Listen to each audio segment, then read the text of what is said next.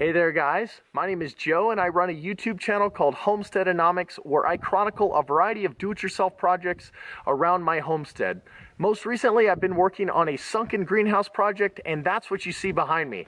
So today I'm going to be covering it in Tuftex polycarbonate panels and I'm going to try to show you the best way that I know how to do so. So first I'll talk a little bit about why I'm choosing the Tuftex panels and then I'll talk about the tools that we'll need and then we'll go to the actual install. So why am I choosing to cover my greenhouse in polycarbonate panels? Well, there's a variety of reasons from the practical to the scientific, but first I'll focus more on the practical. Number one, these panels are absolutely clear. There's no blue or green tint to them whatsoever, and they're so clear in fact that you can easily read a wristwatch directly through the panel. Number two, they are super durable. I've seen guys step on these, bend them completely out of shape, and they pop right back to form and leave no crease marks. And then number three, and what's probably most important to me, is the temperature rating of these panels. They range in a high temperature rating of 270 degrees all the way down to -40. I live in Arizona, and obviously the high range is more of an important feature for me, but for those of you who live in Alaska or Canada or a more northern climate, that -40 is probably going to be a pretty good feature for you. Scientifically, these panels also rate extremely well in optical light transmission ratings, and Tuftex has some very good studies that they have posted on their website that can explain the details much better than I can if that is a concern for you. So for now, let me talk about the prep work that we're going to need to start these panels, and then we'll talk about the tools, and then we'll get on to the install.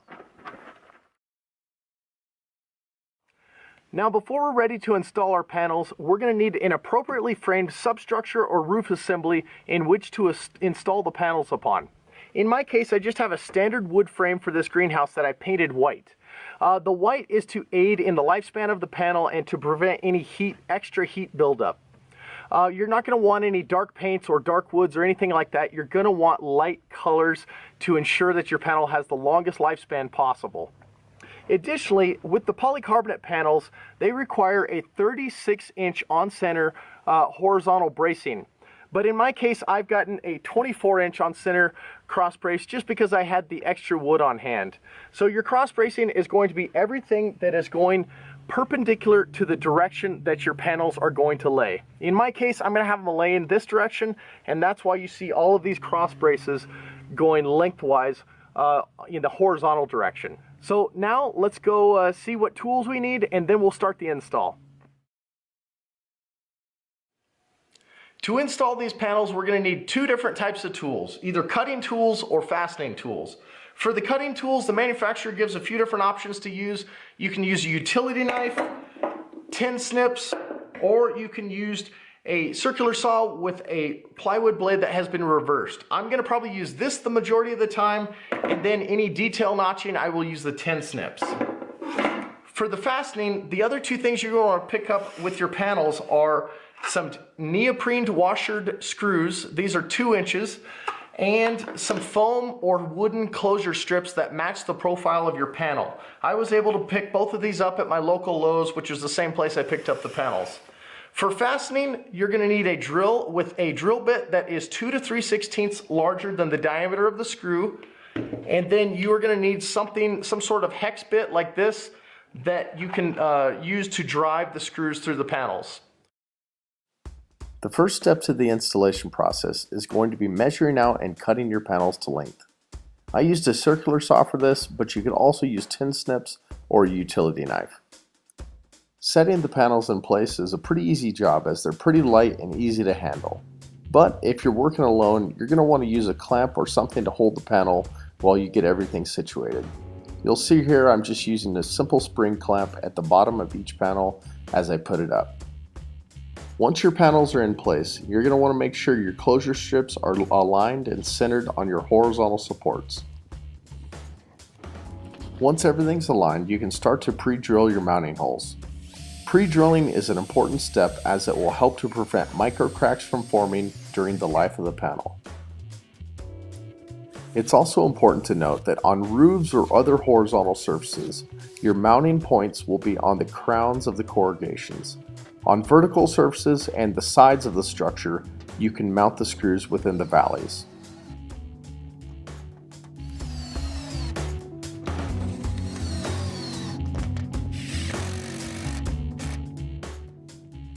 When fastening your screws, it's important to note that you do not want to over-tighten them.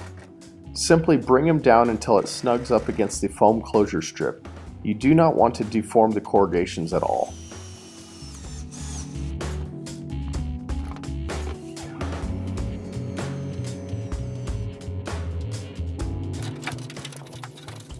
As I mentioned before, the sides and all vertical areas can be secured within the valleys of the corrugations. This is also going to be true for anything that's going to be under the ridge cap. You'll notice that I'm also securing these within the valleys as well. And once the last panel was installed, I simply used my circular saw to trim off any remaining excess material, careful to leave a 1/2 to 3/4 of an inch overhang. Now that I've finished installing the panels on my structure, the next step I'm going to take is to install flashing on the edges of the roof as well as the ridge or peak of the roof. Specifically in regard to edge flashing, there's a couple of different forms that you'll see it most commonly installed. One is to have it underneath the top panel and over the side panels, and the other, and what I'm going to use, is what I call a total wrap. I'm going to put the flashing both over the top panel and the side panel. I live in a very high wind environment, so this just helps to make sure that the top edges and the side edges are kind of tied together a little bit. But I would definitely use whatever is most common in your area, especially in regards to local codes and things like that. So let me install this, and then after this is installed, I will put the ridge cap on.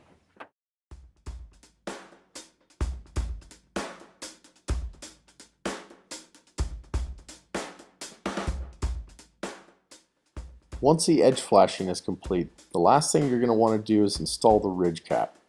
This is pretty straightforward and there's really nothing to it except for the fact that you will want to use your closure strips in a reverse fashion by placing the corrugations down towards the polycarbonate panels, and that will give you a nice smooth surface to mount the ridge cap to.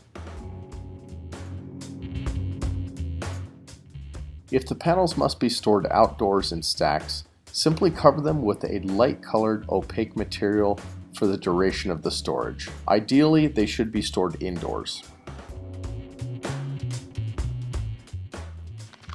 And if you want a good way to carry around all those fastening screws, simply ripping the tabs off of one of the boxes and folding the main flap down and tucking it behind your belt makes for a nice and convenient holder during your project. Alright guys, the greenhouse is all finished. I'm very happy with the way it turned out. I think the panels look great.